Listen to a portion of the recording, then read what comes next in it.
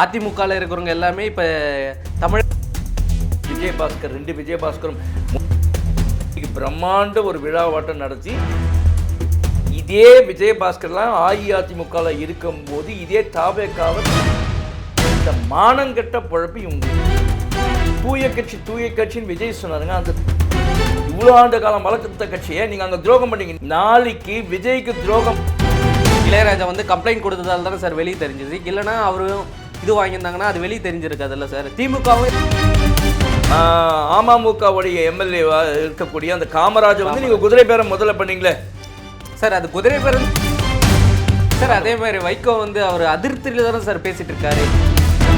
அதே மாதிரி கமலஹாசன் மாதிரியே பண்ணிட்டு போயிருக்கலாம்ல சார். அவர் வந்து எங்களுடைய சின்னத்தில் தானே கூட்டணியில் வந்து இணைந்திருக்கிறவங்க சொல்றது என்னன்னா, இப்போ நீங்களே சொல்றீங்களே சார் அவர் வளரி கூட இருக்கலாம் அப்படின்னு சொல்றீங்க சார். வணக்கம் சார். வணக்கம் ராம்குமார் சார். இன்றைய அரசியலில் வந்து பரபரப்பாக போயிட்டுருக்கு சார். அதிமுகவில் இருக்கிறவங்க எல்லாமே இப்போ தமிழக வெற்றி கழகத்துக்கு போயிட்டுருக்காங்களே சார், அதை பற்றி உங்களுடைய கருத்து என்ன சார்? என்னோட கருத்து அப்படின்னு சொல்லணும்னு பார்த்தீங்கன்னா வந்து அங்கேருந்து யார் யார் போகிறாங்களோ அஇஅதிமுகலேருந்து திமுகலேருந்து யார் இப்போ தற்சமயத்துக்கு எலெக்ஷன் முடிஞ்ச கையோடு அவங்க அங்கே போகிறாங்களோ அவங்கள வந்து நான் வந்து ஒரு நல்ல ஒரு அரசியல்வாதியாகவே நான் கன்சிடர் பண்ண மாட்டேன். நான் இதில் விஜயை குறை சொல்கிறேன் அப்படின்றது இல்லை. திரு ஜோசப் விஜய் அவர்கள் எப்படியோ மக்கள் மத்தியில் இடம் பிடித்து 108 இடங்களை வென்றார். புரியுதுங்களா? 108 சீட்ஸை ஜெயிச்சிருக்கார். உண்மையிலேயே வந்து ஒரு சரித்திரம் படைச்சிருக்கார் விஜய் அப்படின்னு சொல்லுவேன். ஏன்னா எலெக்ஷனுக்கு முன்னால் நானே திட்டினவன் தான் விஜய் வந்து தகுதியற்றவர் அப்படின்றது தான். ஆனால் மக்களோட மைண்ட் செட் என்ன ஆயிடுச்சு, மக்களோட பல்ஸ் என்னன்னா ஒரு மாற்றம் தேவை, திமுக அதிமுகவுக்கு ஒரு மாற்றம் தேவை அப்படின்றதுனால விஜய்க்கு போட்டாங்க. அதுக்கப்புறம் அவரோட செயல்பாடு என்ன இருக்குன்றது நம்ம நெக்ஸ்ட்டு பேசிப்போம். இப்படிப்பட்ட ஒரு சூழ்நிலையில் அன்னைக்கு இதே அதிமுகலேருந்து இப்போ வரக்கூடிய ஆட்கள் இதுக்கு முன்பு ரிசைன் பண்ணிவிட்டு ஒரு 4 பேர் போய் அந்த கட்சியில் செஞ்சாங்க. அதுக்கப்புறமா வந்து ஒரு 2 பேர் இன்றைக்கி வந்து விஜயபாஸ்கர் 2 விஜயபாஸ்கரும் முன்னாள் அமைச்சர்கள். ஒருத்தர் சி விஜயபாஸ்கர் இங்கே ஹெல்த் மினிஸ்டராக இருந்தவர். அப்புறமா பார்த்தீங்க எம்ஆர் விஜயபாஸ்கர்னு ஒருத்தர் வந்து டிரான்ஸ்போர்ட் மினிஸ்டர் போக்குவரத்துறை இருந்தவர். அவங்க 2 பேருமே இன்றைக்கி பிரம்மாண்ட ஒரு விழாவாட்டம் நடத்தி மகாபலிபுரம் கிட்ட அங்கே கோவலம்லேயும் இங்கே அந்த இடத்துல வந்து ஒரு ரிசார்ட்டில் வந்து இன்றைக்கி வந்து ஒரு சுமார் 1500 பேரை கூப்பிட்டு போகிறாங்கன்னா இன்றைக்கி போய் இணைஞ்சிட்டாங்க. ஓகேங்களா? ஆனால் இதே விஜயபாஸ்கர்லாம் அஇஅதிமுகவில் இருக்கும்போது இதே தாவேக்காவை கழுவி ஊற்றுறாங்க. விஜயை வந்து அவ்வளோ தரக்குறைவாக பேசுகிறாங்க. இந்த மானங்கெட்ட பொழப்பு இவங்களுக்கு தேவையா? இப்படி ஒரு பச்சோந்திதனமாக அப்படின்னா அன்றைக்கே வந்து கட்சி பிளவுபடுத்தியிருந்தா கூட பரவாயில்ல, நல்லா இருந்திருக்கும். அந்த அஇஅதிமுக இருக்குதோ இல்லையோ. ஆனால் இன்னைக்கு வந்து நீங்கள் பல ஆண்டு காலமாக அதை ஆரம்பித்து வளர்த்து எம்ஜிஆருக்கு துரோகம் பண்ணியிருக்கீங்க. அப்புறம் ஜெயலலிதா அம்மையாருக்கு துரோகம் பண்ணீங்க. உங்களுக்கு அப்படி எடப்பாடி பழனிசாமி மீது உங்களுக்கு ஏதோ வெறுப்பு இருக்குது, இல்லை உங்களுக்குள்ள ஒரு பாலிடிக்ஸ் இருக்குன்னா அதை வந்து எலெக்ஷன் முன்னாடியே நீங்கள் சீர் செஞ்சுக்கணும். நீங்கள் தான் வந்து பாஜகவுக்கு அடிமையாக போயிட்டீங்களே. பாஜக வந்து அவங்க தடியத்த தண்டல் காரணமாக அவங்க எடுத்து தடிக்கு நீங்கள் ஆடின்னு இருக்கீங்க. நீங்கள் அவ்வளோதான். அவங்கள வந்து உங்களை மிரட்டிட்டு இருக்காங்கன்றதுக்கு ப்ரூவ் ஆயிடுச்சு. இன்னைக்கு அந்த கட்சியை விட்டு நீங்கள் வெளியில் போயிருக்கீங்களே சார். இந்த கட்சியை விட்டு வெளியே வர்றதுக்கு காரணம் வந்து திமுகவுடன் கூட்டணி சேர்வதற்காக தான் இருந்திருந்தாங்க. அதனால தான் நாங்கள் இந்த கட்சியிலேருந்து வெளியே வரோம்னு சொல்லிட்டு இருக்காங்க. ஐயோ, அவ்வளோ ஒழுக்கமானவங்க தான். இப்போ இதே விஜயை திட்டின கட்சியில் நீங்களாம் விஜயை திட்டின கட்சி தானே இன்னைக்கு போய் வெக்கம் கட்டு போய் அங்கே சேர்றீங்களே. நான் என்ன சொல்கிறேன்னா, இன்னைக்கு நீங்கள் உள்ளே பாருங்கள், ஒரு தூய கட்சின்னு விஜய் சொன்னாருங்க. அந்த தூய கட்சியை வந்து இந்த மாதிரி அசுத்தமானவர்கள் இவங்கெல்லாம் வந்து அசுத்தமானவர்கள் சொல்லி, ஏன்னா ஒரு வாக்காளர்களோட நம்பிக்கை அழிச்சிட்டீங்க. நீங்கள் 50 நாள் கூட அவளை எலெக்ஷனில் ஜெயிச்சினீங்க. உங்களை நம்பி ஓட்டு போட்டாங்க. இந்த 7 பேருமே என்ன பண்ணிட்டீங்க, நீங்கள் ரிசைன் பண்ணிட்டீங்க. அப்போது உங்களை நம்பி ஓட்டு போட்டாங்க, உங்கள் கட்சியை நம்பி ஓட்டு போட்டாங்க. இன்னைக்கு விஜயோட தாவேக்கா இன்னைக்கு ஜெயிச்சிச்சுன்னு சொல்கிறீங்களே, 108 சீட்டு ஜெயிச்சேன்.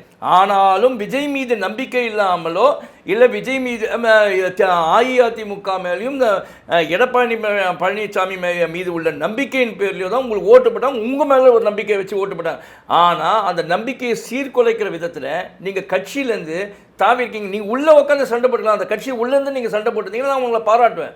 ஆனால் நீங்கள் என்ன பண்ணீங்க, இவ்வளோ ஆண்டு காலம் வளர்த்த கட்சியை நீங்கள் அங்கே துரோகம் பண்ணீங்க. நீங்கள் வந்து இன்னைக்கு அங்கே துரோகம் பண்ணிட்டு இங்கே வந்தீங்கங்க. நாளைக்கு விஜய்க்கு துரோகம் பண்ணிவிட்டு நீங்கள் வெளியில் போக மாட்டீங்கன்னா நிச்சயம். இப்படிப்பட்ட துரோகிகளை வந்து விஜய் அவர்கள் வந்து யோசிக்கணும். இவங்களெல்லாம் உள்ள கட்சியில் இது விஜய் டிசைட் பண்ணுறாரா இல்லை விஜய் கூட இருக்க ஆட்கள் வந்து இந்த மாதிரி உள்ள ஆட்களை கூட்டணும் பிளவுபடுத்துறாங்க. அதாவது ஒன்று என்னன்னா வினை விதைக்கிறவன் வினை அறுப்பான். அதுதான் புரியுதுங்க. இவங்க வந்து வினையை விதைக்கிற மாதிரி இப்போ வந்து யாரோ ஒருத்தர் இன்ஃப்ளூயன்ஸ் இன்னைக்கு கூப்பிட்றாங்க, நாளைக்கு இதே குதிரை பேரம் இவங்க கிட்ட நடக்காதுன்னு என்ன நிச்சயம் இருக்கு?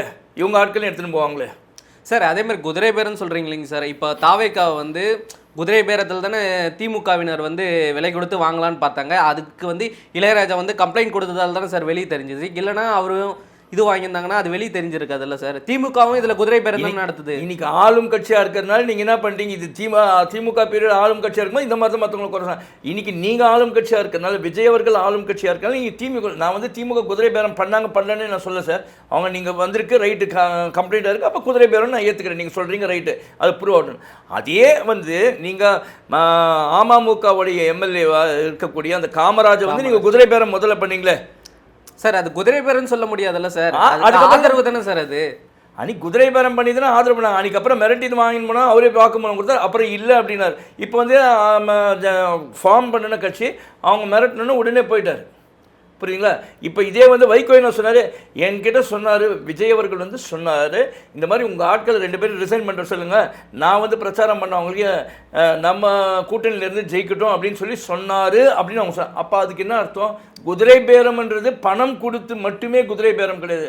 உங்களுக்கு ஒரு பவர் கொடுக்குறோம், பொண்ணோ பொருளோ இல்லை பவரோ எது கொடுத்தாலும் குதிரை பேரம் தான். ஒருத்தருக்கு ஒரு சாதகமாக செய்யணும். லஞ்சம் வாங்கினா காசு மட்டும்தான் இல்லை, லஞ்சம் எத்தனையோ வகையில் வாங்கலாம் சார். அதே மாதிரி வைகோ வந்து அவர் அதிருப்தியில் தானே சார் பேசிட்டு இருக்காரு. ஏன்னா கூட்டணி கட்சிகளில் இருந்து பல கட்சிகள் வந்து தாவேக்கால இணைஞ்சிருக்காங்க, அவங்களுக்கு வந்து அமைச்சர் பதவி கிடைச்சிருக்குல்ல சார். ஆனால் இவருக்கு எதுவுமே கிடைக்கலல்ல சார். அதனால அந்த அதிருப்தியில் தானே இந்த மாதிரிலாம் பேசுகிறாரு. ஏன் அந்த அதிருப்தி வந்து எலெக்ஷனுக்கு முன்னால் இருக்க தேவையில்லை இவருக்கு? அப்போ நீ வந்து விலை போனது, நீ அரசியல்வாதிக்கே லாக்கில்லை. இப்போ விஜய் வந்து ஜெயிச்சார் அப்படின்னும் போது விஜய் மேலே நம்பிக்கை வச்சாங்க, ஜெயிச்சாங்க.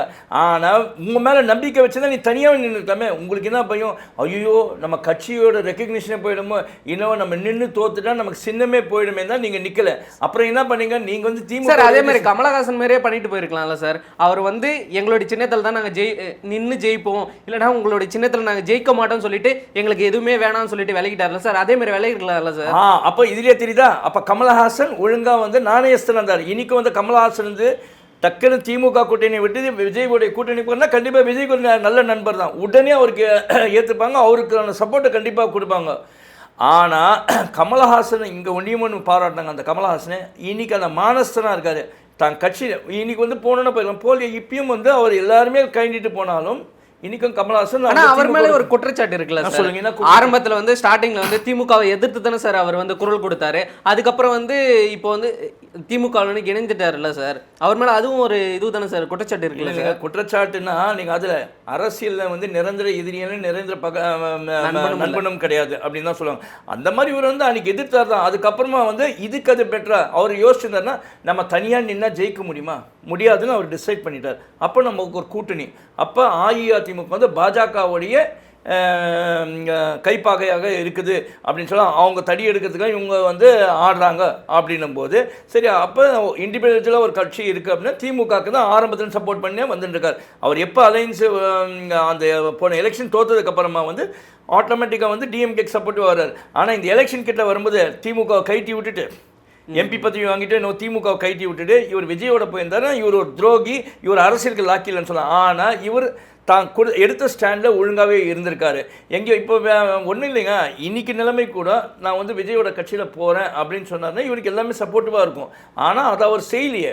வைகோ வந்து இன்னைக்கு ஒரு பச்சோந்தித்தனமாக போயிட்டாருன்னு தான் சொல்லுவேன் சார். அதேமாதிரி வந்து இப்போ போன ஆட்சியில் வந்து திமுக ஆட்சியில் ஆட்சி ஒழுங்காக பண்ணாதால் தானே சார், விரக்தியில் தானே சார் இப்போ ஆட்சி மாற்றம் வேணும்னு சொல்லிட்டு இந்த தலைமுறை முடிவெடுத்து இப்போ தாவேக்காவை கொண்டு வந்திருக்குல்ல சார். இப்போ அதனால வந்து என்னன்னா திமுக பண்ண ஊழல் எல்லாத்தையும் வந்து இப்போ தாவேக்கா வந்து எடுத்து கொண்டு வராங்க. அதே மாதிரி வந்து சட்ட ஒழுங்கு வந்து என்னன்னா போதைப் பொருளாக இருக்கட்டும், இந்த பாலியல் வழக்காக இருக்கட்டும், இது எல்லாமே வந்து போதை பழக்கத்தால் தானே சார் சட்ட பிரச்சனைகள்லாம் வந்துட்டு இருக்கு. அதை வந்து இப்போ கொஞ்சம் கொஞ்சமாக தானே சார் தாவேக்கா வந்து எடுத்துகிட்டு வர முடியும். எடுத்தவொடனே எல்லாத்தையும் பண்ணிடவும் முடியாதுல்ல சார். என்னது எடுத்தோடனே எல்லாமே பண்ணிட முடியாது சார். நான் என்ன சொல்கிறேன், நீங்கள் என்ன சொல்றீங்க, எலெக்ஷன் முன்னாடி நாங்கள் வந்தால் உடனடியாக எல்லாத்தையும் ரிமூவ் பண்ண. நான் வந்து அவரை வந்து நான் சிலது வந்து ஒழுங்காக செய்கிறாருன்னு நான் இல்லைன்னு சொல்லலை. ஆனால் சிலது எங்கே தவறு நடக்குதோ, இவர் சொன்னதில் சட்டம் ஒழுங்கை நிர்ணயிக்கிறேன். சட்டம் ஒழுங்கை நிர்ணயிக்கிறது எந்த ஒரு முதலமைச்சரும் அவர் போயிட்டு லட்டி தூக்கணும் இல்லை துப்பாக்கி தூக்கணும் போய் பண்ண போகிறது. அங்கே இருக்கிற லோக்கல் எஸ்பி, லோக்கல் ஸ்டேஷன், அந்த district SP, range DIG, IG, இவங்க கண்ட்ரோலில் இருக்குங்க. சென்னை அரசு இங்கே இருக்க டிசி, ஏசி அவங்க கண்ட்ரோலில் தான் இருப்பார். அதை வச்சு நீங்கள் அவங்கள வந்து உங்களோட ஐஏஎஸ் ஐபிஎஸ் அஃபிஷியல்ஸ் எப்படி வந்து கிளை எடுக்கணும்னு நினச்சி எடுக்கிறாங்க. நான் என்ன சொல்கிறேன்னா, இவர் ஆட்சிக்கு வந்த ஒரே நாளில் வந்து 100% கிளியர் பண்ணுன்னு சொல்லலை, வந்து கொஞ்சம் கொஞ்சமாக. ஆனால் 50 நாள் ஆகுது. ஆனால் தொடர்ந்து இன்னும் வந்து உங்கள் மேலே பயம் இருந்துச்சுன்னா யாரும் சொல்ல மாட்டாங்களே. இன்றைக்கி தொடர்ந்து பயம் இல்லாதது தான் இன்றைக்கி பாலியல் வன்கொடுமை நடக்குது. அதே சமயத்தில் வந்து பார்த்தீங்கன்னா வந்து ஒன்றும் பிரச்சனை. இன்றைக்கி இப்போ எழுதி வச்சுக்கோங்க, இந்த வீடியோ மூலமாக சொல்ல. இப்போ முகப்பேர் பக்கமாக நான் வரேன். முகப்பேரில் வந்து ஸ்பார்டன் ஸ்கூல் ரோடில் கங்கா ஸ்வீட்ஸ் பக்கத்தில் ஒரு ஒயின் ஷாப் இருக்குது. இதுக்கு முன்னாலேயே சொன்னால் அது இங்கே SBIOA ஸ்கூல்லேருந்து 250 மீட்டருக்குள்ளேயே தான் இருக்குது. ஆனால் 500 மீட்டர் வரைக்கும் இருக்கக்கூடாது. நாங்கள் தூக்கிட்டோம் 717 கடை. நாங்கள் அப்போது அந்த 717 கடை லிஸ்ட் எடுத்த போது இவங்க கண்ணையாக மூடின்னு இருந்தாங்க. அங்கே அந்த கடை இருக்கு. இன்னைக்கு வந்து இனிலேருந்து எந்த பாருமே திறக்கக்கூடாது. ஆனால் உள்ள குடிச்சுன்னு இருக்காங்க. போய் பார்க்க சொல்லுங்கள். இந்த தாவேக்கா ஆட்சி வந்து அவங்களும் காவல்துறையும் அப்போ என்ன பண்ணுறாங்க, எல்லாமே விஜய்க்கு தெரியும்னு சொல்லிங்க. அப்போ விஜய்க்கு கொடுக்கக்கூடிய இன்டெலிஜென்ஸ் இருக்க முதல்வர் அவர்களுக்கு, ஜோசப் விஜய்க்கு சரியான ரிப்போர்ட் போய் சேர்றதில்ல. இப்போ இந்த வீடியோ மூலமாக சொல்ல போய் நடவடிக்கை எடுங்க. எத்தனை சிட்டியில் இன்னைக்கு, எத்தனை ஒயின் ஷாப்பில், பாரில் இன்னைக்கு வந்து சரக்கு ஓடிட்டு இருக்குன்னு போய் பாருங்கள். இன்னைக்கு விற்கிறாங்கங்க. ஆனால் இன்று முதல் டெண்டர் முடிஞ்சிட்டதுனால, நேற்றோட டெண்டர் முடிஞ்சிடுச்சு, இனிலேருந்து புது டெண்டர் விடுற வரைக்கும் யாருமே பார் நடத்தக்கூடாது. ஆனால் இன்னைக்கு பார் நடக்குது. எப்படி நடக்குது? கள்ளத்தனமும் நடக்குது. அப்போ சட்டம் ஒழுங்கு சரியாக இருக்கா சார்? சட்டம் ஒழுங்கு சரியாக இருக்குன்னு ஒன்றத்தை வச்சு நம்ம சொல்ல முடியாதுல்ல சார். நான் ஒன்றுங்க, சட்டம் ஒழுங்கு நீங்கள் யாருக்குமே தெரியாமல் திடீர்னு ஒரு கொலை நடந்துச்சு, யாருக்குமே தெரியாமல் ஒரு பாலியல் வன்கொடுமை, இது வந்து எப்படி கண்ட்ரோல் பண்ண முடியும்? ஒயின் ஷாப்னு ஊரறியே இருக்குங்க பெருசாக. அங்கே நடக்கிறது அந்த லோக்கல் போலீஸ் ஸ்டேஷனுக்கு வெட்ட வெளிச்சம் போட்டு தெரியலன்னா அப்போ அந்த இன்ஸ்பெக்டர் சஸ்பெண்ட் பண்ணுங்கள், அப்போ அந்த ஏசியை சஸ்பெண்ட் பண்ணுங்கள், அந்த டிசியை கூப்பிட்டு என்கொயரி பண்ணுங்கள். ஏன் பண்ணல?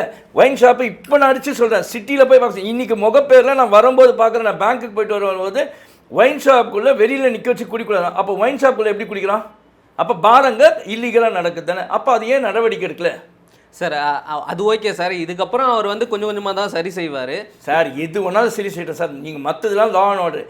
இன்னைக்கு இந்த விஷயத்தை தலையிட்டுருக்கும். இதில் தவறிட்டார் விஜயோடைய அரசு வந்து இன்னைக்கு தவறு இருக்குது இந்த விஷயத்தில். இதில் உடனடியாக நடவடிக்கை எடுக்கணும் சார். நீங்கள் மற்ற விஷயம் சொல்கிறீங்களா, law and order 100% at time பண்ண முடியல. இது வெட்ட வெளிச்சமாக தெரிகிற மேட்ரு இது சார். அதேமாரி அதிமுகவில் வந்து அடிமட்ட தொண்டனின் வந்து உணர்வை வந்து மதிக்காததால் தான் இந்த கூட்டணி விரிசல் வந்ததா சார்? எது அடிமட்ட தொண்டனை மதிக்காத?